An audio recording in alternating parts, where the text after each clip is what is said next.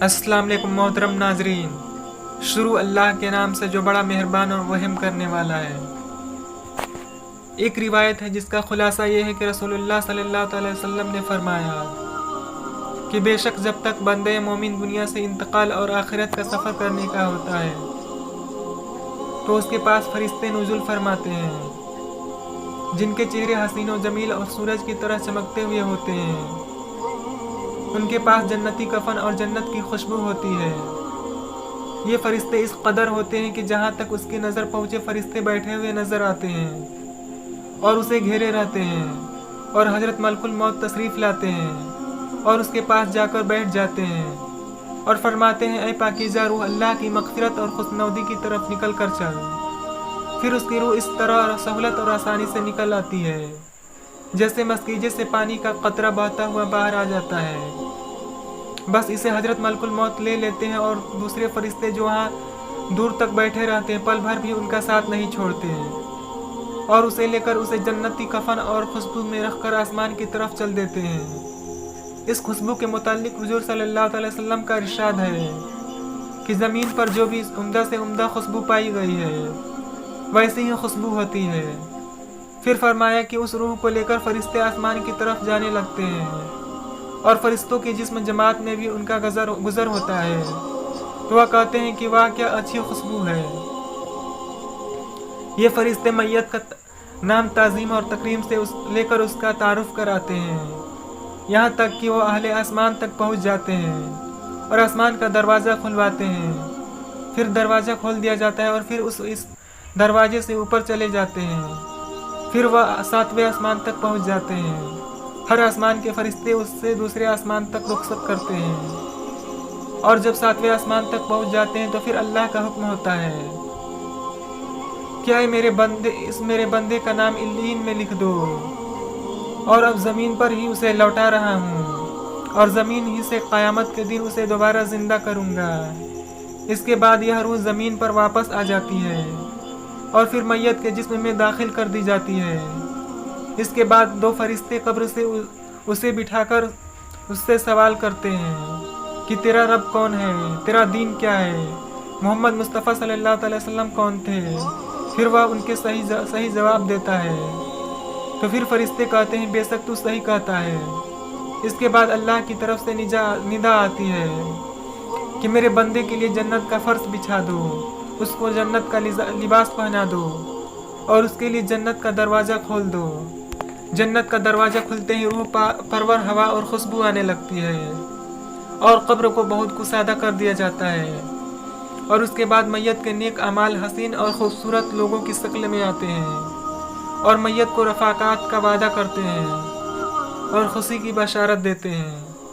ایک کافر کی موت کے بعد کیا ہوتا ہے؟ میرے دوستو، اسی روایت میں یہ بھی ہے کہ کافر کی موت کے بعد سیاہ چہروں والے فرشتے آسمان سے آ کر اس کے آس پاس بیٹھ جاتے ہیں اور اس کو تائید نظر دکھائی دیتے ہیں، تحد نظر دکھائی دیتے ہیں۔ اس کے بعد ملک الموت میت کے پاس میں بیٹھ کر کہتے ہیں کہ اے خبیث روح، اللہ تعالیٰ کی ناراضگی اور غضب کی طرف نکل کر چل۔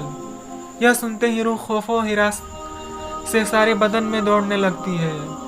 پھر طرح طرح کی سختی سے اس کی روح زبردستی اس کے جسم میں نکال لی جاتی ہے اور وہ فرشتے اس کی روح کو ٹاٹ میں لپیٹ لیتی ہے۔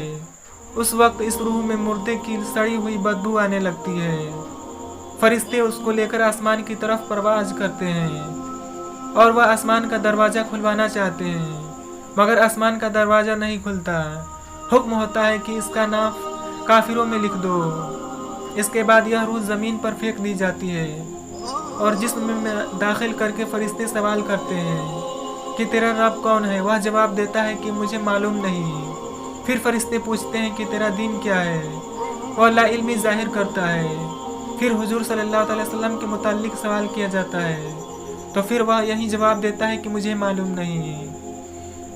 اس وقت خدا کی طرف سے ندا آتی ہے کہ میرے بندے نے جو کچھ کہا بالکل جھوٹ کہا، اس کے نیچے آگ کا بستر بچھا دو اور دوزخ کا ایک دروازہ کھول دو۔ دروازہ کھلتے ہی دوزخ کی گرمی اور آگ کے شعلے لپکنے شروع ہو جاتے ہیں۔ پھر اس کو قبر اتنی زور سے دبوچتی ہے کہ ادھر پسلیاں ادھر اور ادھر کی پسلیاں ادھر ہو جاتی ہیں۔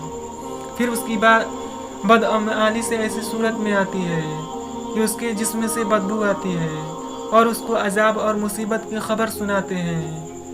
حضور پر نور رحمۃ للعالمین صلی اللہ علیہ وسلم کا ارشاد ہے کہ جب میت کو قبر میں رکھ دیا جاتا ہے تو قبر اسے کہتی ہے کہ اے بدبخت خراب حال انسان، تو مغالطے اور دھوکے میں رہا، مجھ پر شان سے اکڑ کر اور تن کر چلتا تھا، تجھ کو یہ معلوم نہیں تھا کہ میں اطمینان اور آزمائش کا گھر ہوں، تنہائی اور ہیبت کا مقام ہوں، جہاں صرف کیڑوں کی بہتات ہے۔ تو نے میری پرواہ نہیں کی۔ اگر مرنے والے نیک ہوتا تو اس کی طرف سے کوئی جواب دینے والا آتا ہے اور کہتا ہے کہ اے قبر، تو دیکھتی نہیں کہ یہ اچھی باتوں کا حکم کرتا تھا اور لوگوں کو بری باتوں سے روکتا تھا؟ تو پھر قبر یہ سن کر کہتی ہے کہ اچھا، یہ اگر ایسا تھا تو اس کے لیے میں گلزار بن جاتی ہوں اور اس کا جسم نور کا بن جائے گا اور روح خدا کے پاس چلی جائے گی۔ اور اگر کبھی مردے سے قبر اس طرح کہتی ہے کہ میں تاریخی اور تنہائی کا گھر ہوں، اگر تو دنیا میں اللہ تعالیٰ کی اطاعت اور فرما برداری میں رہا ہے تو میں آج تیرے لیے رحمت ہوں، اور اگر تو نے اللہ تعالیٰ کی نافرمانی اور سرکشی کی ہوگی تو میں تیرے لیے عذاب جان بنوں گی۔ میں وہ ہوں جو مجھ میں خدا کا نیک بندہ بن کر آئے گا، وہ یہاں سے خوش ہو کر نکلے گا، اور جو گناہ گار اور نافرمان ہوگا وہ تباہ اور برباد ہو جائے گا۔ اور بعض دفعہ قبر کہتی ہے کہ خانہ خراب، کیا تجھے کسی نے مجھ سے ڈرایا نہیں تھا اور تجھے یہ خوف دلایا نہیں تھا کہ میں تنگ اور تاریک اور بدبودار خوفناک کیڑوں کا مرکز ہوں، اور تو نے دنیا میں رہ کر میرے لیے کیا سامان مہیا کرایا ہے؟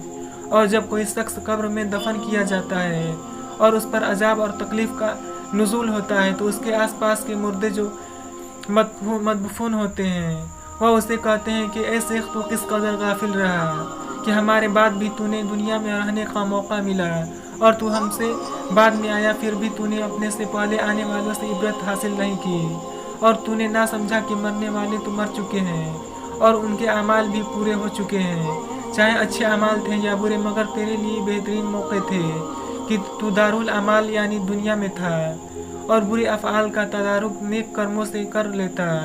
تجھے تو کافی مہلت ملی ہوئی تھی، تو ان لوگوں پر غور کرتا جو کہ تجھ سے پہلے لوگوں کے کندھوں پر لد کر مٹی میں ملا دیے جاتے گئے۔ تجھے کس نے دھوکے دیا؟ تجھے کس غفلت اور فریب میں پڑا رہا؟ حدیث شریف میں لکھا ہے، حضور صلی اللہ علیہ وسلم نے ارشاد فرمایا کہ قبر جہنم کی خندقوں میں سے ایک خندق ہے یا جنت کے باغوں میں سے ایک باغ ہے، اور جب کوئی شخص مر جاتا ہے تو اس کا ٹھکانہ صبح اور شام دکھایا جاتا ہے، جنتی کو جنت دکھائی جاتی ہے اور جہنمی کو جہنم دکھائی جاتی ہے۔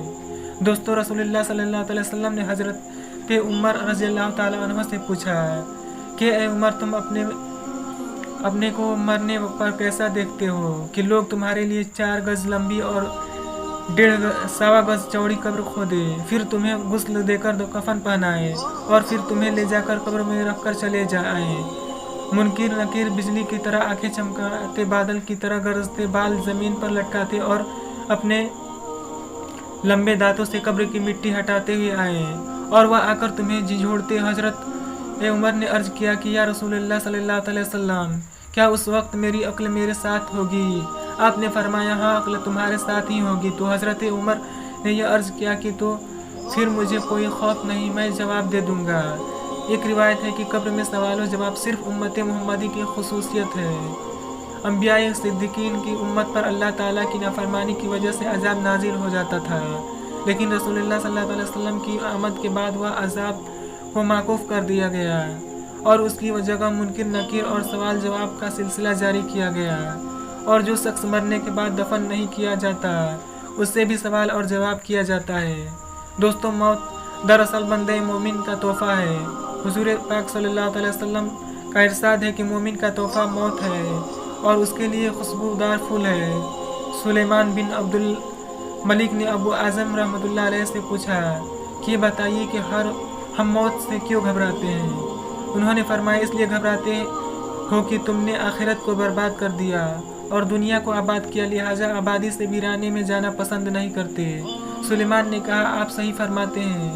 جس شخص نے قبر کی زندگی میں یقین ہو और अपने नेक अमाल के बदले वहाँ अच्छे हाल में रहने की उम्मीद हो, और यह समझता हो कि इस आलम से दोस्त अहबाब को छोड़कर चला जाऊंगा तो बरज़ख में रिश्तेदार और जान पहचान वाले मिल जाएंगे, तो फिर मौत से क्यों घबराए और इस ज़िंदगी को बरज़ख की ज़िंदगी पर क्यों तरजीह दे।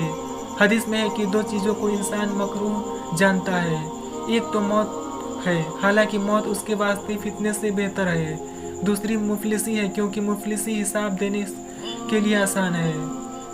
उलेमाओं ने फरमाया है कि जो शख्स मौत को याद करेगा उसको अल्लाह ताला 3 करामत देगा। पहली जल्द तौबा, दूसरी दिल की खयानत और तीसरी इबादत में दिल जमाई और इत्मीनान। और क्यों मौत को भूल जाएगा, उस पर 3 बलाएं नाजिल होंगी। पहली तौबा की उसको तौफीक नहीं होगी, दूसरी थोड़ी चीज़ उसको अनात ना करेगी और तीसरी इबादत में सुस्ती करेगा। किसी शख्स ने हुजूर सल्लल्लाहु अलैहि वसल्लम से सवाल किया कि कौन मोमिन सबसे ज़्यादा अक्लमंद है, जो आपने फरमाया कि जो मौत को सबसे ज़्यादा याद करे और नेक अमाल से मौत के बाद का सामान दुरुस्त करे। हज़रत अली रज़ियल्लाहु ताला अन्हु ने फरमाया कि सब लोग सो रहे हैं, जब मरेंगे तब आँख खुलेगी। तो मोहतरम नाजरीन, हमारी आज की वीडियो आप लोगों को कैसी लगी आप कमेंट में ज़रूर बताएं। अगर अच्छी लगी तो लाइक करें, शेयर करें और हमारे चैनल को लाजमी सब्सक्राइब कर दें।